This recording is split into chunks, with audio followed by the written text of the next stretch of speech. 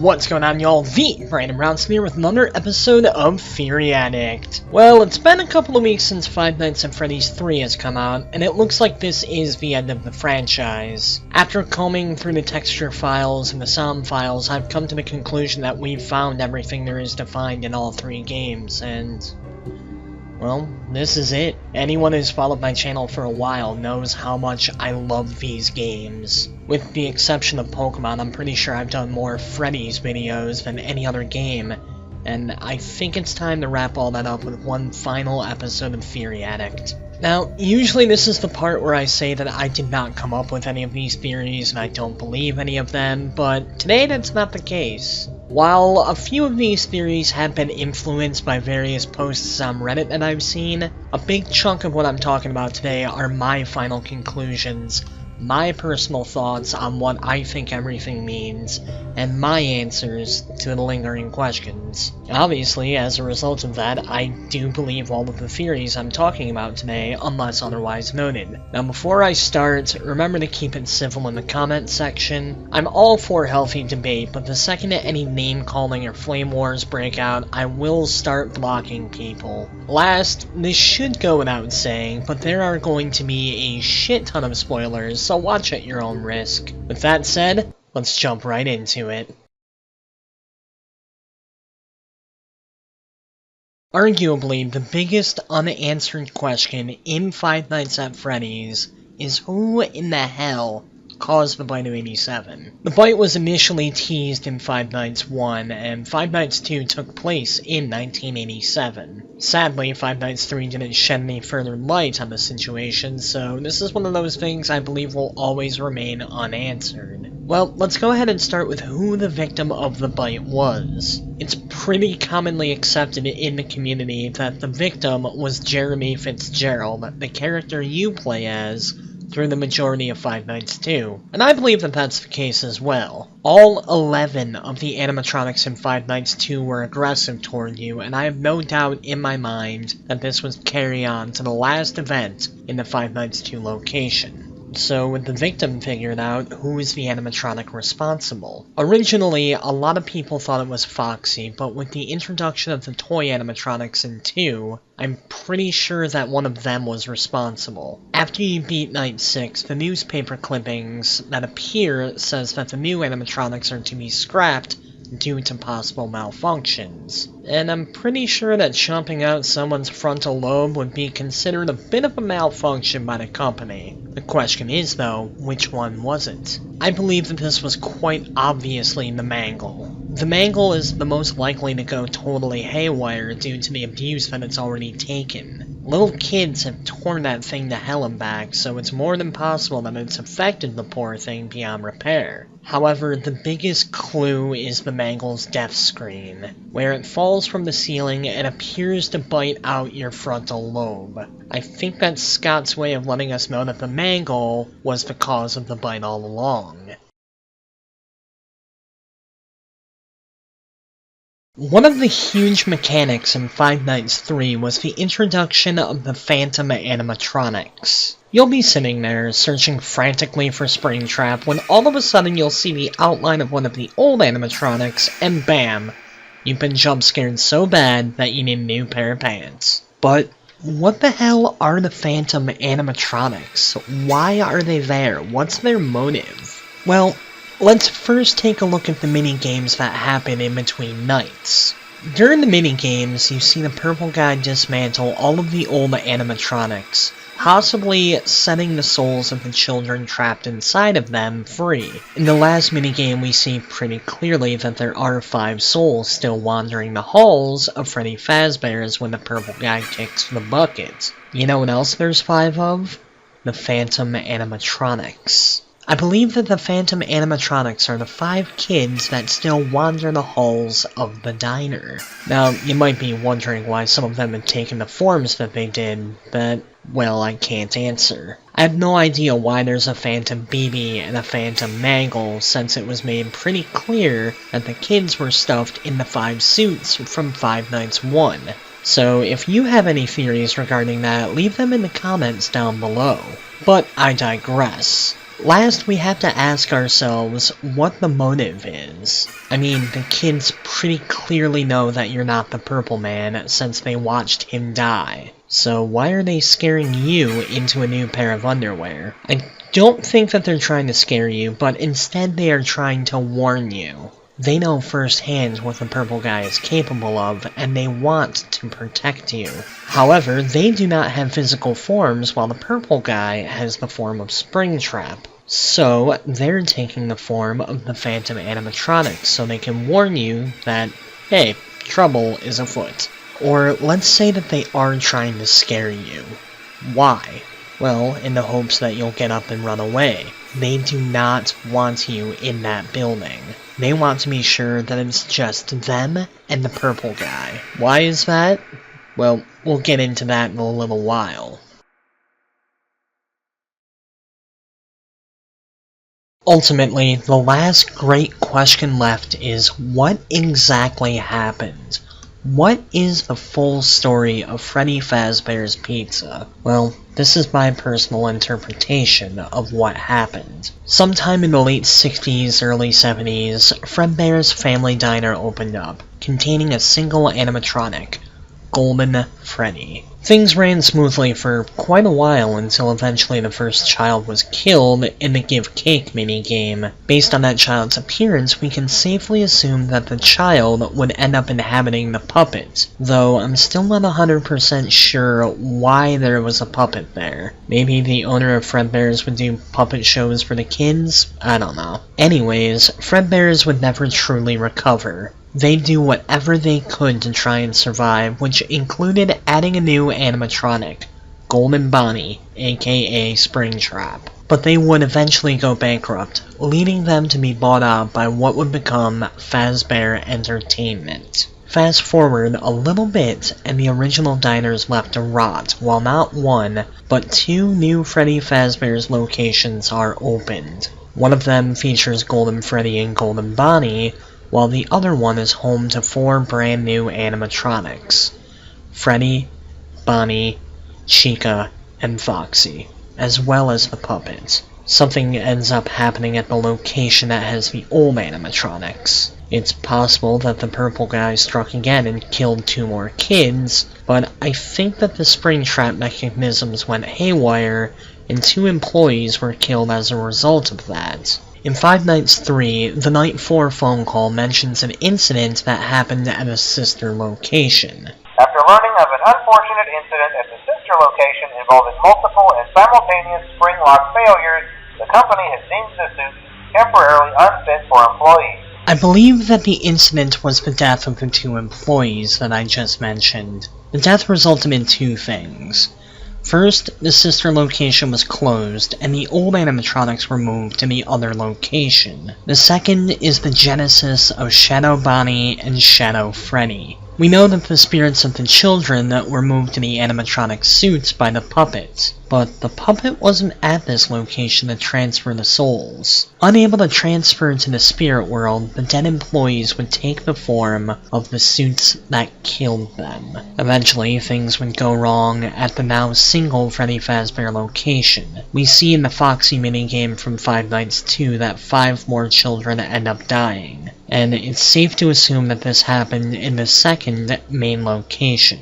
Foxy ends up seeing the dead children, and they somehow end up in the suits of Freddy, Foxy, Chica, Bonnie, and Golden Freddy. We know this because Phone Guy mentions that the old suit smelled bad in Five Nights 2, and the newspaper clippings from Five Nights 1 describes how the suits had blood and mucus pouring from them. In the Give Gifts, Give Life minigame, we see the puppet give life to the kids by having them possess the 5 animatronic suits that they were stuffed inside. Due to some bad press, the location was shut down, which led to the events of Five Nights at Freddy's 2. A lot of people think that this is when the killing of the children happened, but, as I just explained, I don't think that's the case. However, the game does detail a few very important events. First things first, we see the original night guard who wound up taking the day shift get framed for the killings of the purple guy. We know that the purple guy was never truly brought to justice based on the minigames in Five Nights 3, and it's very heavily alluded to that the original night guard got pegged with the murders. Oh hey, before I go, I wanted to ease your mind about any rumors you might have heard lately. You know how these local stories come and go and seldom mean anything. I can personally assure you that whatever is going on out there, however tragic it may be, has nothing to do with our establishment. It's just all rumor and speculation, people trying to make a buck, you know. Our guard during the day has reported nothing unusual, and he's on watch from opening till close. Hey, keep a close eye on things tonight, okay? From what I understand, the building is on lockdown. No one is allowed in or out, you know, especially concerning any previous employees. When we get it all sorted out, we may move you to the day shift. Our position just became available. We don't have a replacement for your shift yet, but we're working on it. The second big thing had to do with one of the golden suits. What on earth are you doing there? Didn't you get the memo? The place is closed down, at least for a while. Someone used one of the suits. We had a spare in the back, a yellow one. Someone used it. Now none of them are acting right. As I mentioned before, I don't think that this was a murder. No, instead I think one of the employees wound up getting hurt as a result of climbing in the suit. Personally, here's what I think went down. One of the employees, not knowing that the golden suits were unsafe to wear but remembered them from childhood, tried to climb inside of the golden Freddy suit. However, one of the children was still stuffed in the suit, which resulted in the employee getting horribly disfigured and possibly even killed by the spring trap system. This awakens the spirit of the child trapped inside Golden Freddy, which is why Golden Freddy is active in Night 6. Finally, we had the Bite of 87. I already explained my theory about that earlier in the episode. The Bite of 87 resulted in the closing of the location from Five Nights 2, and the scrapping of quite a few animatronics. One of the animatronics that was to be scrapped was the puppet. In a cutscene from Five Nights 2, we see the puppet hovering in front of Freddy. I think that this was the puppet inhabiting the Freddy suit, and setting the soul trapped inside of it free. One final note from Five Nights 2. We know that the original Freddy, Chica, Bonnie, and Foxy, as well as the puppet and Golden Freddy, are inhabited by the souls of the murdered children.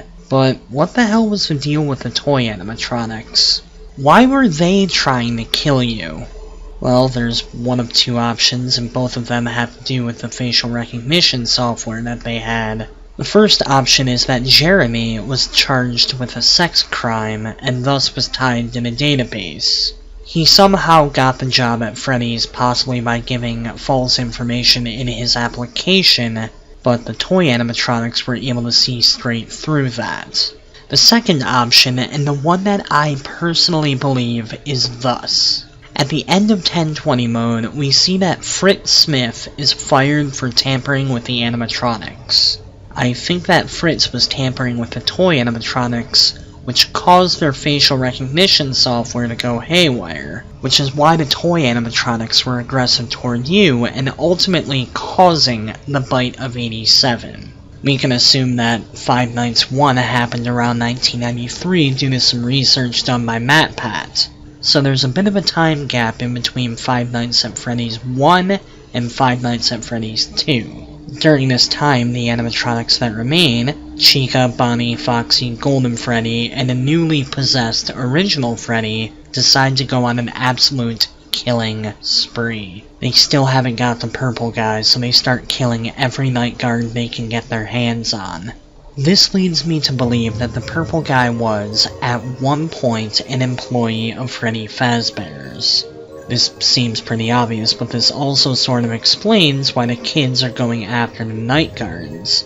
They're the only employees they can attack, and, as previously mentioned, they're not taking any chances. Anyways, this eventually results in the death of the phone guy, who I think worked with the company since at least the second location, if not since day one. The phone guy, knowing what was happening to the night guards, decides he can't let any more innocent people be slaughtered.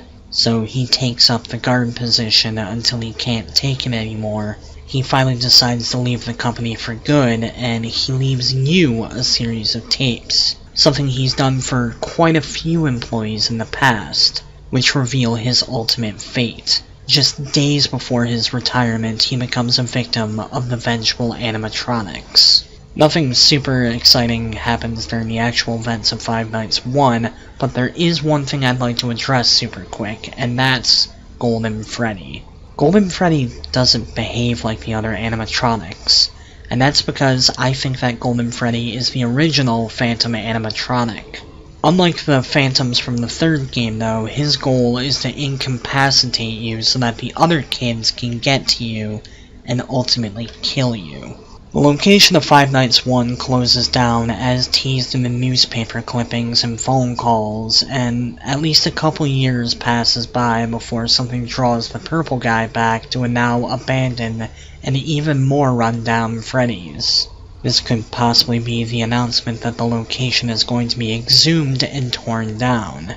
One way or the other, something occurs that possesses him to go back and destroy the remaining animatronics. There's a number of reasons that he could be doing this, but I think it's so he can get a hold of the bodies of the children and dispose of them somewhere else. If the building is being exhumed, someone could possibly get inside of the suit, which could lead to the discovery of the bodies, which could result in new evidence that points to the purple guy. However, destroying the suit sets the children's spirits free, and at long last, they see the man that killed them. They have a chance to get their revenge once and for all. In the final minigame of Five Nights 3, we see the purple guy being haunted by the children. In a desperate attempt to hide from them, he jumps inside of the golden Bonnie suit. Feeling that he's won, he lets out a boastful laugh until the children interfere, causing Golden Bonnie to become a death trap. At last, the children have gotten their revenge. The purple man is dead. They can finally pass on. Only they can't, because the purple man's spirit has possessed the Golden Bonnie suit. In a sense, the purple man lives on, which leads us to the final game in the series, Five Nights at Freddy's 3. Springtrap knows that in his new body, he can do more damage than ever before, and he decides to test that out on the new security guard, who never really got a name. We are also introduced, or reintroduced, to the Phantom animatronics. I mentioned earlier that these are the souls of the children and that they are trying to scare you out of the building, and that's because they want to be alone. Just them and Springtrap. Why? So they can set the building ablaze. They know that the only way to truly get rid of the purple guy is to destroy any suit that he can cling to, so he has no choice but to go to the afterlife. Feeling remorse over all the people they've senselessly killed, they want to make sure that there is nobody else in the building when they do their business. Hence why they are trying to scare you out of there. Finally, after the 6th night, the kids get their chance. It's just them and Springtrap, and they cause the wiring to go batshit bonkers, setting the diner on fire. Springtrap burns to a crisp, getting his first taste of the hellfire that awaits him. At long last, the purple man has been truly defeated. He is dead, and his soul has traveled on to the fiery abyss that awaits him. At long last, the children are at peace.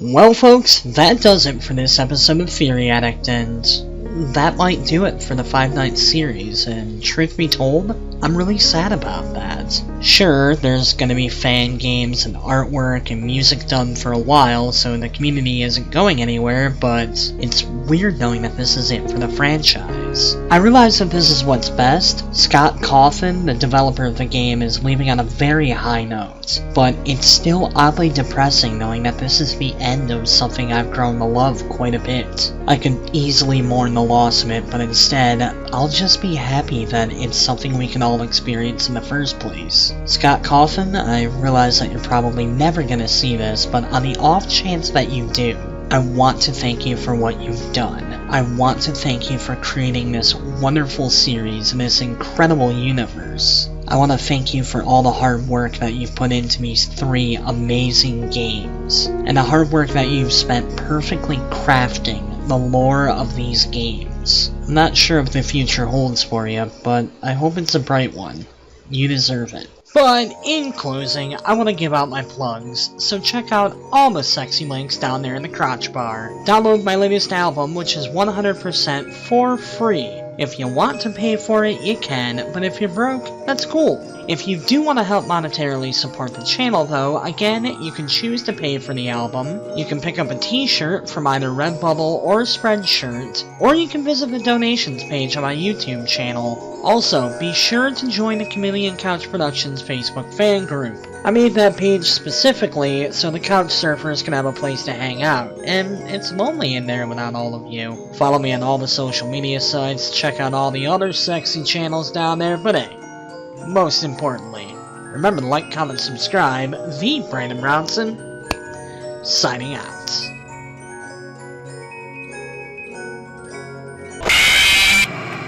I'm so sorry I had to hit you with at least one jump scare.